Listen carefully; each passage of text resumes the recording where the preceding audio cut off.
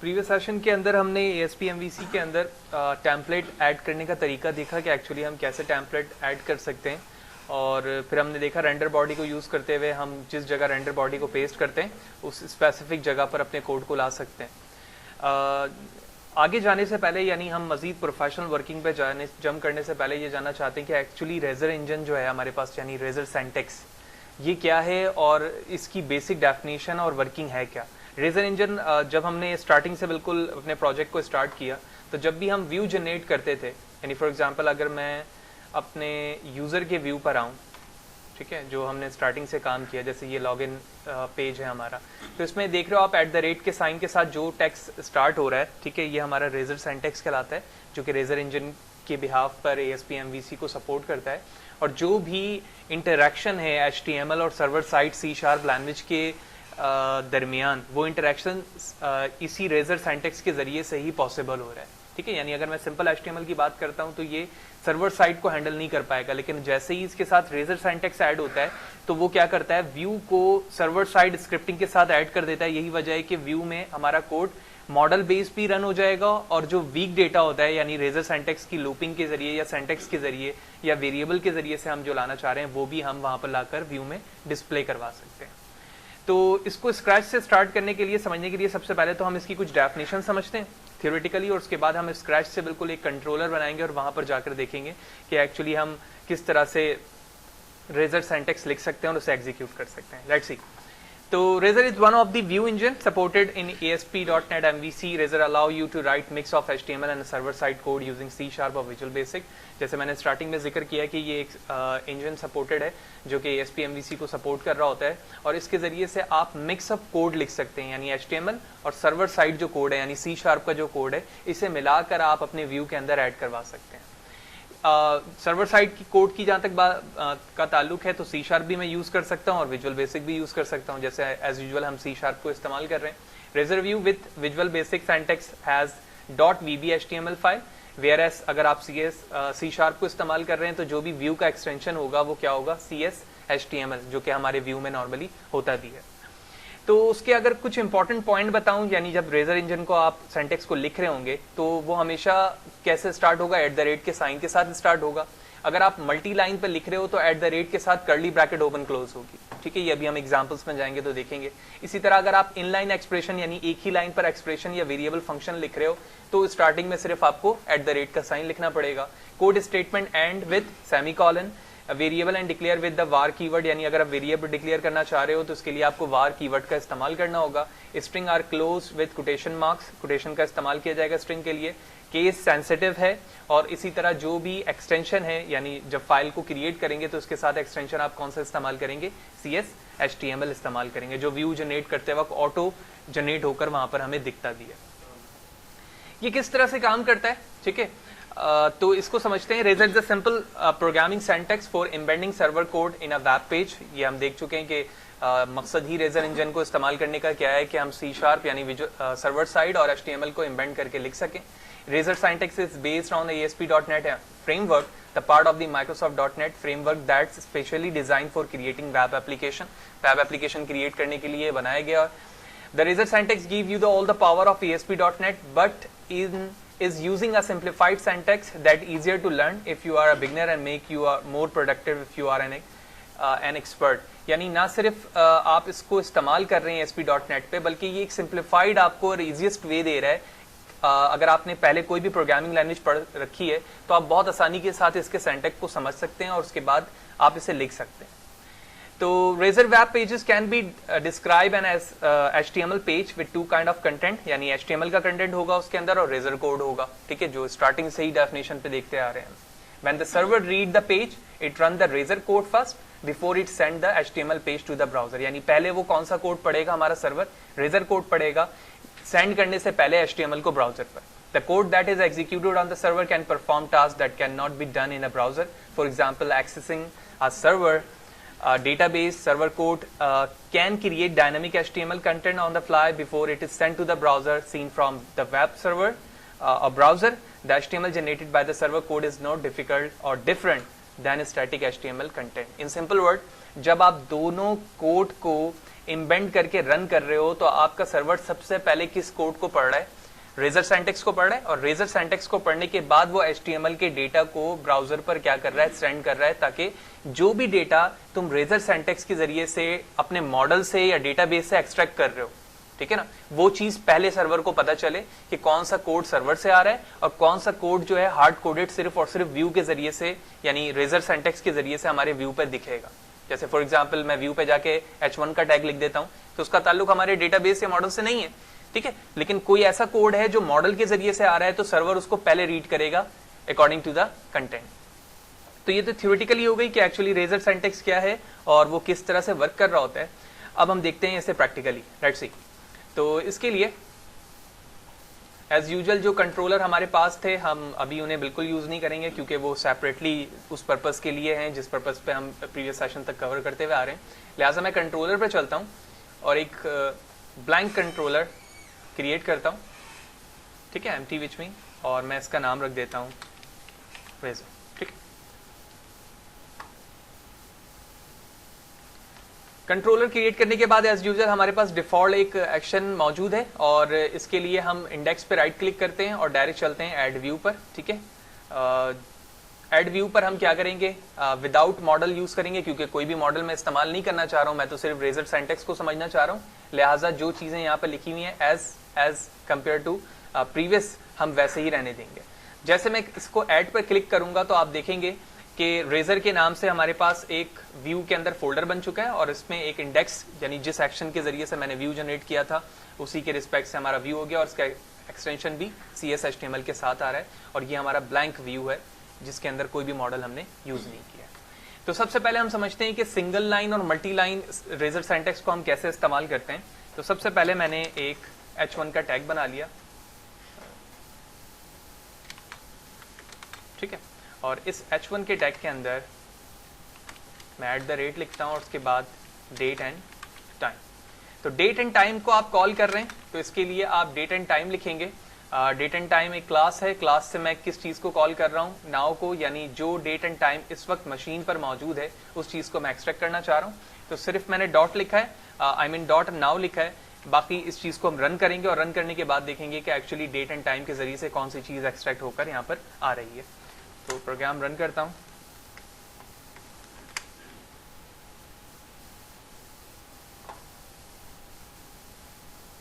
देख रहे हैं कि जैसे मैंने डेट और टाइम लिखा वहां पर, तो जो मशीन पर इस वक्त डेट एंड टाइम है उस रिस्पेक्ट से वो चीज रेजर सिंटैक्स यानी जो मैं सर्वर कोड इस्तेमाल कर रहा हूँ C# का, उसके जरिए, क्योंकि हमें पता है C# के अंदर ये क्लासेस मौजूद होती हैं डेट की, टाइम की, और इसके डिफरेंट फॉर्मेट भी होते हैं, वो भी उसके अंदर मौजूद हैं। तो अभी मैंने नाउ लिखा तो जो डिफॉल्ट सेटिंग थी उसके रिस्पेक्ट से वो चीजें वहां पर डिस्प्ले हो गई। इसी तरह आप डॉट प्रेस करोगे तो उसके साथ मल्टीपल ऑप्शंस यहाँ पर मौजूद हैं, जैसे आप टू शॉर्ट करना चाहते हैं, ठीक है, टू शॉर्ट टाइम स्ट्रिंग करना चाहते हैं, जिस फॉर्मेट से आप डेट को शो करवाना चाहते हैं आप उस फॉर्मेट से इसे शो करवा सकते हैं। तो मैंने इस वक्त टू शॉर्ट टाइम स्ट्रिंग किया है और Ctrl+S करते हैं, प्रोग्राम को दोबारा से रिफ्रेश करते हैं। जब मैंने सिर्फ टाइम लिया है तो सिर्फ और सिर्फ शॉर्ट टाइम से वो चीज सिर्फ टाइम के बेस पर लिखी आ रही है। तो अभी हमने देखा कि एक HTML के टैग के अंदर आप सर्वर साइड C# के कोड को किस तरह से रेजर सिंटैक्स के रिस्पेक्ट से यूज कर रहे हैं। इसी तरह से अगर आप मल्टी लाइन यूज करना चाहते हैं, ठीक है, यानी रेजर सिंटैक्स का जो एरिया है वो एक से ज्यादा लाइनों के लिए बेस करता है आपके प्रॉब्लम के रिस्पेक्ट से, तो आप @ लिखेंगे, उसके बाद कर्ली ब्रैकेट ओपन क्लोज करेंगे और इस ब्रैकेट के अंदर जो भी सिंटैक्स है वो आप लिखेंगे। तो फॉर एग्जाम्पल मैंने ये कर्ली ब्रैकेट ओपन क्लोज किया, वार के साथ हम क्या करेंगे, वेरिएबल को डिफाइन करेंगे। तो मैंने यहाँ लिखा, उसी चीज को हम यहाँ रख देते हैं जो चीज हम ऊपर लिख रहे थे। तो मैंने इस लाइन को यहाँ से कॉपी किया, पेस्ट किया, ठीक है, सेमीकोलन से टर्मिनेट करेंगे, अभी हमने डॉक्यूमेंटेशन पे देखा था थ्योरेटिकल। और उसके बाद मैं एक और वेरिएबल बनाता हूँ और उसका नाम रखता हूँ RECORD रिकॉर्ड, और इसके अंदर हमने लिख दिया, ठीक है, और इसको मैंने टर्मिनेट कर दिया। तो जब मैं ब्रैकेट से बाहर आता हूं तो इसका मतलब है कि मैं रेजर सिंटैक्स से बाहर आ चुका हूं, लेकिन हम व्यू पे मौजूद हैं तो हम HTML को भी यूज कर सकते हैं और साथ ही साथ सेपरेटली रेजर सिंटैक्स को भी यूज कर सकते हैं। तो जिस वेरिएबल को तुम डिस्प्ले करना चाहते हो तो तुम यहाँ पर भी उसे डिस्प्ले कर सकते हो। तो मैंने यहाँ पर H1 का टैग बनाया दोबारा और इसके अंदर उस वेरिएबल का नाम लिख दूंगा। तो वेरिएबल का नाम क्या है, डेट है तो आपने डेट लिखा, लेकिन उससे पहले आपको क्या यूज करना होगा, रेजर सिंटैक्स, क्योंकि आप रेजर सिंटैक्स को इस्तेमाल कर रहे हैं। इसी तरह मैंने एक और h1 का टैग बनाया और उसके अंदर हम इस वेरिएबल को लिख देते हैं जिसका नाम रिकॉर्ड है। ठीक है, तो मैं आउट करता हूँ, कंट्रोल एस, प्रोग्राम को रिफ्रेश करते हैं।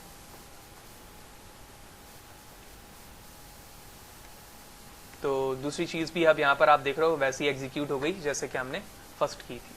तो दोनों तरीकों से हमने देख लिया रेजर सिंटैक्स को हम किस तरह से इस्तेमाल कर सकते हैं। इसी तरह से जिस तरह से C# के अंदर आप इफ कंडीशन यूज करते हैं, लूप करते हैं, डू वाइल करते हैं, स्विच केसेस करते हैं, ट्राई कैच करते हैं, ये तमाम चीजें रेजर सिंटैक्स के अंदर मौजूद हैं, जो व्यू के अंदर अभी तक के जो सेशन पे हमने कवर किया था वो खुद ब खुद जनरेट होकर आ रही थी। ठीक है, समटाइम लूप की जरूरत है, वो व्यू खुद ब खुद बन रहे थे, लेकिन ये चीज हमें भी पता होना चाहिए कि एक्चुअली ये व्यू जो बन रहे हैं ये किस तरह से बन रहे हैं, और अगर हमें सिस्टमैटिकली तरीके से खुद चेंज करना हो व्यू को तो हमें क्या चेंजेस करनी होगी, किस जगह जम करके चेंज करनी होगी। तो अगर मैं इफ कंडीशन की बात करूं तो इसके लिए हम कर्ली ब्रैकेट ओपन क्लोज करते हैं, मल्टी लाइन यूज कर रहा हूं और मैंने एक वेरिएबल डिसाइड किया। क्योंकि इस वक्त मैं रेजर सिंटैक्स के अंदर मौजूद हूं तो यहाँ पे जरूरी नहीं है कि मैं यहाँ पे वेरिएबल के लिए @ करूं, लेकिन मैं बाहर जाऊंगा तो कॉल करने के लिए @ यूज करूंगा। तो स्ट्रिंग में लिखा मैंने नेम और नेम को मैंने एम्प्टी रखा और उसके बाद लिखा इफ 1 इज ग्रेटर देन 0। ठीक है, तो तुम क्या करो भाई, उस नेम के अंदर ये सिंटैक्स स्टोर कर दो। ठीक है, ऊपर मैंने उसको ब्लैंक किया हुआ था, नीचे कंडीशन के बेस पर इसको ट्रू करवाया, बॉडी से बाहर आया और उसके बाद मैंने यहाँ पर उसे क्या करवा दिया, प्रिंट करवा दिया। तो जिस तरह से मैंने ओनली इफ यूज किया इसी के साथ मैं एल्स यूज कर लूंगा, इफ एल्स इफ यूज कर लूंगा एंड सो ऑन, ये तमाम चीजें वैसे ही चलेंगी। तो मैंने यहाँ पे यूज कर लिया नेम को और नेम से पहले मैंने @ लगाया, कंट्रोल एस किया, ब्राउजर पे गया, पेज को रिफ्रेश किया, 1 इज ग्रेटर देन 0 और according to this condition output will be. Else की कंडीशन के लिए हमें क्या करना होगा, एज यूजुअल जिस तरह से आपने C# या C लैंग्वेज के अंदर देखा है कि हम एल्स लिखते हैं उसके बाद फर्दर कंडीशन बता देते हैं। ठीक है, तो जिस तरह से मैंने नेम पर यहाँ पर ये लिखा हुआ था, मैं इसी चीज़ को कॉपी पेस्ट करता हूँ, यहाँ पर हम ओनली फाद लिख देते हैं और यहाँ पर हुसैन लिख देते हैं ताकि इसका प्रीव्यू हमें वाज़े पता चल जाए। तो पेज को रिफ्रेश करता हूँ, कि वो वही फाद वाली कंडीशन है, जबकि जैसे ये कंडीशन फॉल्स होगी तो मैं इसे फॉल्स करता हूँ।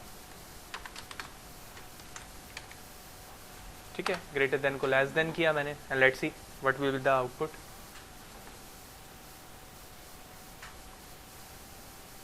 ओके, अच्छा जी, तो कमेंटेड एरिया यहाँ पर मैंने कुछ लिख दिया है। ठीक है, जिस तरह से आप HTML में कमेंट करते हैं उस तरह से आप यहाँ पे कमेंट करके लिख सकते हैं। तो मल्टी लाइन, सिंगल लाइन के हवाले से कमेंट किया, इफ और इफ एल्स बताया। इसी तरह से आप यहाँ पर चाहें तो एल्स इफ भी यूज कर सकते हैं एज यूजुअल जिस तरह से प्रोग्रामिंग मेथड्स पर होता है। लूप की तरफ मूव कर रहा हूँ जिसमें फॉर लूप है, फॉर ईच है, वाइल है, डू वाइल है, स्विच केसेस हैं। ये तमाम एज यूजुअल आप रेजर सिंटैक्स के अंदर भी इस्तेमाल कर सकते हैं। कैसे करते हैं, तो सबसे पहले हम समझते हैं फॉर लूप को। तो फॉर के लिए सबसे पहले मैंने @, ठीक है, जो कि रेजर सिंटैक्स से जूम करता हूँ, फॉर लिखा, integer i equal to 0, i less than equal to 10 and i plus plus. उसके बाद मैंने इसकी बॉडी बनाई, बॉडी बनाने के बाद मैंने यहाँ लिखा @i.toString। ठीक है, यानी इस वक्त मैं किसी वैल्यू को डिस्प्ले नहीं करवा रहा हूं, बल्कि सिर्फ और सिर्फ क्या डिस्प्ले करवाना चाह रहा हूं, जो वैल्यू रेजर सिंटैक्स की है। ठीक है, और साथ ही साथ मैंने br का टैग लगा दिया ताकि हर एक लाइन पर एक ही नंबर लिखा है। यानी i को स्ट्रिंग में कन्वर्ट करने का मतलब ये कि मैं आइट्रेशन की वैल्यू को क्या करवाना चाह रहा हूं, सिर्फ डिस्प्ले करवाना चाह रहा हूं, 0 1 2 3 4 5 एंड सो ऑन। ठीक है, वेब ब्राउजर पे वापस आया, पेज को रिफ्रेश किया, देख रहे हैं कि यहाँ पर तमाम नंबर्स 0 to 10 तक के तमाम नंबर्स डिस्प्ले हो चुके हैं। इसी तरह अगर आप नंबर्स के अलावा कोई चीज़ डिस्प्ले करवाना चाहते हैं तो आप इस सिंटैक्स को यहाँ से हटाएंगे और फॉर एग्जांपल मैंने यहाँ पर H2 पे लिख दिया welcome to razor, control S. ठीक है, ये उतनी ही दफ़ा लिखा आ जाएगा जितनी दफ़ा हमारी आइट्रेशन चल रही है। पेज को रिफ्रेश किया मैंने, ठीक है, आप देख रहे हैं कि तमाम सिंटैक्स br टैग के साथ, क्योंकि H1 सेपरेट हमारा एक टैग है और उसके बाद एक लाइन गैप मैंने br कर दिया, यही वजह है कि वो ज्यादा गैप्स हमें दिख रहे हैं, ऑल्दो br की जरूरत नहीं। इसी तरह फॉर ईच के हवाले से बात करूं तो फॉर ईच नॉर्मली हमें किसी लिस्ट से या फिर एरे से वैल्यू को क्या करने के लिए इस्तेमाल हम उसको कर रहे होते हैं या करते हैं ताकि वैल्यू रिट्रीव हो सके। तो सबसे पहले मैंने @ कर्ली ब्रैकेट ओपन किया और इसके अंदर हमने स्ट्रिंग एक एरे डिज़ाइन किया और इसका नाम रख दिया मैंने नेम्स, और नेम पर हमने कर्ली ब्रैकेट इन्वर्टेड कॉमा और एक पे लिखा मैंने अली कॉमा जुनैद। ठीक है, तो एक एरे डिज़ाइन किया मैंने। एरे डिज़ाइन करने के बाद टर्मिनेट किया। टर्मिनेट करने के बाद आप देख रहे हो कि ये रेजर सिंटैक्स की बॉडी थी। इस बॉडी से मैं बाहर आता हूँ और उसके बाद एक ऑर्डर लिस्ट जनरेट करते हैं। तो ऑर्डर लिस्ट के अंदर मुझे क्या करना है, फॉर ईच लूप यूज करना है, क्योंकि ये तो सिर्फ और सिर्फ क्या है, एक वेरिएबल है, string list I mean array type का, और इसे फॉर ईच के अंदर मुझे इस्तेमाल करना है। तो जिस तरह फॉर के लिए मैंने @ का साइन लिखा था, इसी तरह फॉर ईच के लिए भी लिख रहा हूँ, फॉर ईच। ठीक है, वार कीवर्ड हम इस्तेमाल करते हैं वेरिएबल को इस्तेमाल करने के लिए, तो मैंने यहां लिखा एन इन एरे नेम। ठीक है, और उसके बाद हमने कर्ली ब्रैकेट ओपन क्लोज किया, एक लिस्ट आइटम का टैग यूज किया, और यहां पर मैं उस वेरिएबल को यूज कर लूंगा जिस वेरिएबल के अंदर एक एक वैल्यू आ रही है। यानी ये हमारे एरे है, विच मीन एक लिस्ट है। इस लिस्ट है हर एक आइट्रेशन पे एक वैल्यू यहां पर आएगी, और जैसे ही लूप हमारा एग्जीक्यूट होता जाएगा, फर्स्ट लाइन पर अली, सेकंड पर जुनैद, और इसी तरह अगर तुमने साइज मल्टी वैल्यूज की रखी हुई है तो उसी तरह तमाम वैल्यूज लिखकर नीचे डिस्प्ले होती रहेंगी। Zoom out, control S, web browser पे चलता हूँ, पेज को रिफ्रेश करता हूँ। तो ये इस वक्त एरर है, और अगर आप एरर पढ़ें तो लिखा हुआ है local variable named is already define in this scope, यानी एक वेरिएबल नेम जो है वो ऑलरेडी हमारा डिफाइन हुआ है, तो मुझे नेम को चेंज करना होगा। मैं यहाँ पर एक और ई लगा देता हूँ, ठीक है, ताकि वो जो कॉन्फ्लिक्ट आ रहा है एक वेरिएबल की वजह से वो चेंज हो जाए। और मैंने चेंज कर दिया। कंट्रोल S करके दोबारा पेज वेब ब्राउजर पर आता हूँ, पेज को रिफ्रेश करता हूँ कि सक्सेसफुली दोनों ऑर्डर लिस्ट के फॉर्म पर यहाँ पर नेम डिस्प्ले हो चुके हैं जो मेरे एरे में मौजूद था। इसी तरह फॉर ईच के बाद हम चलते हैं वाइल लूप की तरफ। ठीक है, और वाइल लूप के हवाले से अगर मैं बात करूं तो @ वही तरीका होगा, आप कर्ली ब्रैकेट ओपन क्लोज करके अपने वेरिएबल को इनिशियलाइज करेंगे। तो मैंने वेरिएबल को इनिशियलाइज किया, उसके बाद मैं वाइल लूप बना रहा हूँ, तो मैंने वाइल लिखा, और वाइल लिखने के बाद वेरिएबल की लेंथ दे दी। ठीक है, अब वेरिएबल की लेंथ आप किसी भी वेरिएबल से दे सकते हैं। ठीक है, आपको एक वेरिएबल डिजाइन करना होगा या वेरिएबल डिसाइड करना होगा जिसकी कोई वैल्यू होगी, क्योंकि अभी आपने i को लिया हुआ है, i की वैल्यू 1 है, और फॉर एग्जांपल मैंने यहाँ पर लिख दिया 12, तो i की वैल्यू लेस देन है 12 से, बिल्कुल सही है, ऐसा ही है। तो उसके बाद हम इसकी बॉडी बनाते हैं, और बॉडी बनाने के बाद मैंने उसी वेरिएबल को क्या करना है, डिस्प्ले करवाना है। तो मैंने h4 का टैग लिया और उसके बाद अपने वेरिएबल का नाम लिख दिया। जैसे कि एज यूजुअल आप जानते हैं कि जब आप वाइल लूप इस्तेमाल करते हैं कि जो आइट्रेशन होती है फॉर लूप की, वो दोनों तो यहाँ पर अंडरस्टूड होती है, इनिशियलाइजेशन कंडीशन, लेकिन इंक्रीमेंट या डिक्रीमेंट के लिए आप क्या करते हो, यहाँ पर इंक्रीज करते हो वेरिएबल को। तो मैं कह सकता हूँ कि i++ का यहाँ पर इस्तेमाल होगा, जो कि उसकी वैल्यू को क्या करेगा, इंक्रीज या फिर डिक्रीज करेगा। लेट्स सी, प्रोग्राम को रन करता हूँ, refresh and let's see. Okay, expected semicolon, there it is. दो चेंजेस की मैंने यहाँ पर। सबसे पहले तो i वेरिएबल कॉन्फ्लिक्ट कर रहा था, क्योंकि हम लूप पे जितनी भी ऊपर हमने फॉर या फॉर ईच का इस्तेमाल किया तो i के साथ किया है, वो मैंने यहाँ पर चेंज किया। ठीक है, और इसी के साथ जो है इस लाइन पर 39 पर हमने सेमीकोलन मार्क नहीं किया था, तो हमने सेमीकोलन किया। और उसके बाद जैसे हमने प्रोग्राम को एग्जीक्यूट किया, तो जिस तरह से फॉर लूप की आइट्रेशन हुआ करती थी, उसी तरह से आप देख रहे हो कि रेजर सिंटैक्स पे यहाँ पर वाइल लूप की भी सिंटैक्स हो गई है, और उसके जरिए से आप किसी भी विच मीन HTML के टैग्स में किसी टैक्स को विजिबल करवा सकते हो, या किसी वेरिएबल की वैल्यू को भी डिस्प्ले करवा सकते हो, जिस तरह से मैंने यहाँ किया है। बिल्कुल इसी तरह से डू वाइल का कॉन्सेप्ट है। डू वाइल के लिए मैं सेम कोड को कॉपी पेस्ट करता हूँ नीचे, और वेरिएबल को चेंज करके हम I कर देते हैं। ठीक है, अब आप जानते हो कि डू के अंदर हमारा काम पहले फोकस करता है डू पर, तो इस कंडीशन को हम यहाँ से हटाते हैं और यहाँ पे मैं लिखता हूँ डू, और उसके बाद ये कंडीशन वैसे ही चलेगी, लेकिन एट लास्ट जो चीज़ मैंने हटाई है यहाँ से वाइल, वो यहाँ पर आ जाएगी। ठीक है, और वो कंडीशन मैंने यहाँ लिख कर क्या करना होगा, मुझे टर्मिनेट करना होगा। तो यहाँ पर प्रोग्राम को मैं दोबारा चेक करता हूँ, तो अगर कोई गलती नहीं हुई तो हमारा कोड वैसे ही जनरेट होना चाहिए जैसे यहाँ पर ऑलरेडी इस वक्त 0 to 11 वैल्यू लिखी हुई। अब देख रहे हैं 0 to 11 वैल्यू एक ये लिखी हुई है, और उसके बाद जो मैंने डू वाइल का इस्तेमाल किया उसकी वजह से ये हमारी अनदर वैल्यूज उसी फॉर्म पर लिखी हुई आ रही है जो हमने यहाँ पर की है। ओके जी, डू वाइल के बाद हमारे पास स्विच केस है। ठीक है, स्विच केस को समझते हैं। तो स्विच केस के लिए एक छोटा सा कोड है हमारे पास, और अगर आप इस कोड को बगौर देखो तो बड़ा आसान सा कोड है, जिसके अंदर हमने सबसे पहले एक स्विच डे के रिस्पेक्ट से लिखा, जो एज यूजुअल हम डिफरेंट प्रोग्रामिंग में भी इस्तेमाल करते हैं, और बिल्कुल स्ट्रिंग के फॉर्म पे केसेस बना दिए हैं। ब्रेक का इस्तेमाल किया गया है जिस तरह से सी या सी शार्प पे किया जाता है, और डिफॉल्ट के अंदर भी आप देख रहे हो कि कंडीशन दी हुई है। और जो सेंटेक्स है हमारा मल्टी लाइन रेजर, उसके बाद मैंने पी का टैग लिया और उसमें मैंने क्या लिखा हुआ है, कंडीशन के रिस्पेक्ट से वैल्यू लिखी हुई है। तो डे एक वेरिएबल है, डे की यकीनी तौर पे कोई वैल्यू होगी, तो एक वैल्यू हमें क्या करना होगा, इस पे सेव करवाना होगा।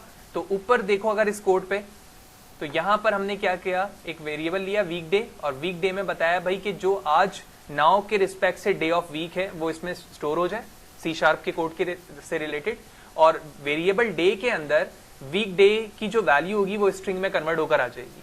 ठीक है, और एक वेरिएबल लिया हुआ हमने मैसेज। तो मल्टी लाइन के अंदर हमने वेरिएबल डिक्लेरेशन की, और नीचे सेंटेक्स में हमने उसी डे वेरिएबल को यूज करते हुए स्विच केस के अंदर वैल्यू ले ली है। ठीक है, इस बिहाफ पर अब मैं मैसेज की वैल्यू देखता हूं कि वो क्या वैल्यू प्रिंट करता है।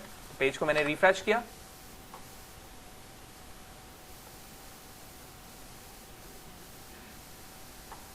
सिस्टमैटिक वे से जो भी सिस्टम के अंदर डेट स्टोर थी, टुडे इज सैटरडे, तो उस रिस्पेक्ट से वो चीज मैसेज पे लिखा आ गया, क्योंकि हमने सिस्टमैटिक तरीके से प्रोग्रामिंग को यूज किया कि डेट टाइम से जो डे वीक है वो आए और उसके बाद डे उसमें स्टोर हो जाए, स्ट्रिंग में कन्वर्ट हो गए। उस रिस्पेक्ट से हमने यहाँ पर डेज पे कंडीशन लगाई और उसे डिस्प्ले करवा दिया। लास्ट जो हमारे पास है वो है try catch. As we know, हम जानते हैं ट्राई कैच का इस्तेमाल हम उस वक्त करते हैं जब आप किसी मिस्टेक के जरिए से जब आपका प्रोग्राम हॉल्ट हो रहा होता है, तो उस हॉल्ट पोजीशन को बचाने के लिए हम ट्राई कैच का इस्तेमाल कर रहे होते हैं, जब लॉजिकल ऐसी मिस्टेक होती है जिसकी वजह से प्रोग्राम हॉल्ट होता है, जैसे 1/0 एंड सो ऑन, इस तरह की चीजें होती हैं। तो मैं एक ट्राई कैच की यहाँ पर एक एग्जाम्पल को शो करता हूँ। तो सबसे पहले मैंने ट्राई की बॉडी बनाई, और इसी तरह कैच, और इस पे लिखा हमने एक्सेप्शन यस, और उसके बाद इसकी बॉडी बनी, और उसके बाद फाइनली, और उसके बाद उसकी बॉडी। तो हम जानते हैं कि ट्राई की बॉडी उस वक्त एग्जीक्यूट होगी जब कोई मिस्टेक नहीं होगा, और कैच की बॉडी पर हम उस वक्त जंप करेंगे जब कोई सिस्टमैटिकली एरर होगा जिसकी वजह से प्रोग्राम हॉल्ट होगा, और फाइनली कीवर्ड जो है वो उस वक्त दोनों कंडीशन पर ही एग्जीक्यूट होगा, आइदर कंडीशन हमारी ट्रू हो या फिर फॉल्स हो। तो ट्राई के अंदर हम एक एरर को थ्रो करवाते हैं, और इस पे हम लिखते हैं इनवैलिड ऑपरेशन एक्सेप्शन, और इस पे लिख देते हैं you did wrong thing here।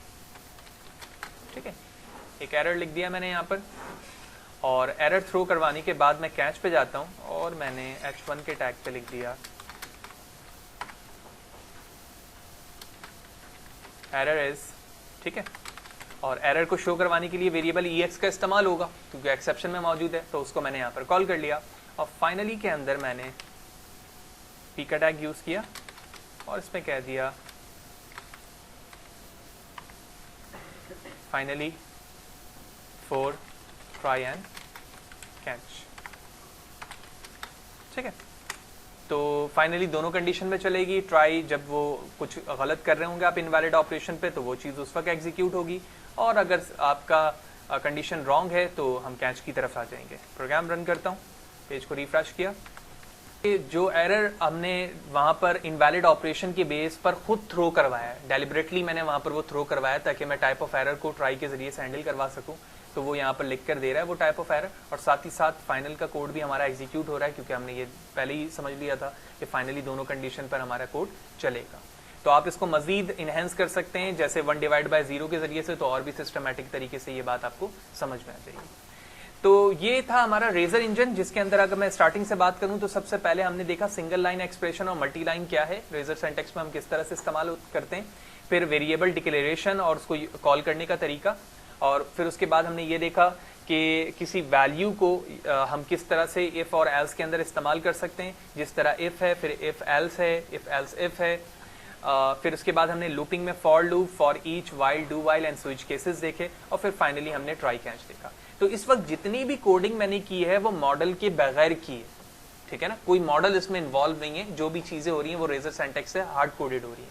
अगर मैं मॉडल बेस्ड बात करूं तो मॉडल के अंदर आपको याद होगा जो हमने session I am not sure 2 या 3 के अंदर जब मैं व्यू डेटा, टेम्प डेटा बता रहा था, तो वहां पर याद होगा हमने एक टेक्निक यूज की थी जिसको हम इस तरह से लिखा करते थे, @model, ठीक है। और @model प्रेस करके जब हम यहाँ पर की डॉट प्रेस करते थे तो इंटेलिजेंस में वो रिकॉर्ड हमें यहाँ पर फैच होना शुरू हो जाते थे जो मॉडल के जरिए से हमने क्या किया हुआ होता था, कॉल किया हुआ होता था। तो वो सेशन आप देखें तो वहां पर आपको मॉडल बेस भी रेजर इंजन के हवाले से पता चल जाएगा कि जब आप मॉडल के जरिए से रेजर इंजन में कोई सिंटैक्स यूज करना चाहते हैं by using state management like view data, temp data, तो हमने वहां पर उन चीजों को किया था। तो वो चीज भी मैं आपको रफली दिखा देता हूं कि वो किस तरह से हमने मॉडल के जरिए से कॉल किया था। वीडियो नंबर 4 है, जिस सेशन के अंदर हमने ये देखा था कि हम किस तरह से मॉडल को अपने कंट्रोलर से कंट्रोल कर सकते हैं और उसके बाद अपने डेटा को क्या करवा सकते हैं, व्यू पे ले जा सकते हैं। तो इस वक्त आप देख रहे हो कंपनी के नाम से हमारे पास एक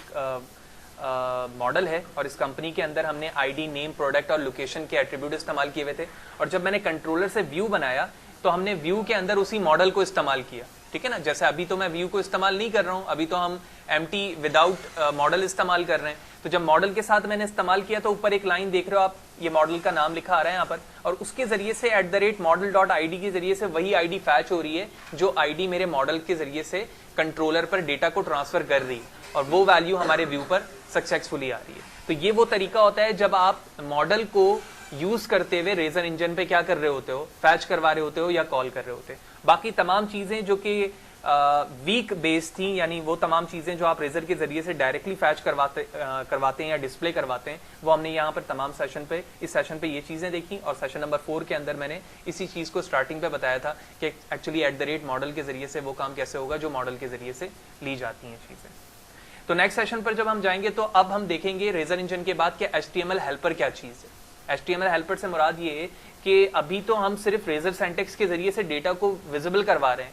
अगर मैं रेजर सिंटैक्स से किसी कंट्रोलर को क्रिएट करूं, ठीक है, यानी मैं ड्रॉप डाउन क्रिएट करना चाह रहा हूं, मैं टेक्स्ट बॉक्स क्रिएट करना चाह रहा हूं, ठीक है, इसी तरह से रेडियो बटन और चेक बॉक्स क्रिएट करना चाह रहा हूं, तो इसके लिए मुझे HTML हेल्पर की जरूरत होगी। और अगर मैं सिर्फ और सिर्फ उसको व्यू में दिखाऊं जो हम ऑटो क्रिएट करते हुए बनाते हैं, तो वो व्यू हमें किस तरह से दिख रहा होता है और इसके पीछे क्या थ्योरी है, ये किस तरह से क्रिएट होगा, क्या डिफरेंसेस हैं, तो वो मैं शो कर रहा हूं यहाँ पर। फॉर एग्जाम्पल मैं साइनअप के व्यू पे मौजूद हूँ, तो साइनअप के व्यू पे आप देख रहे हो यहाँ पर लिखा हुआ है लेबल 4 HTML। तो ये HTML हेल्पर है जिसके जरिए से एक लेबल जनरेट हुआ, इसके जरिए से एक एडिटर मॉडल क्रिएट हुआ और उसके अंदर आप जाकर क्या लिख रहे हो, टेक्स्ट लिख रहे हो।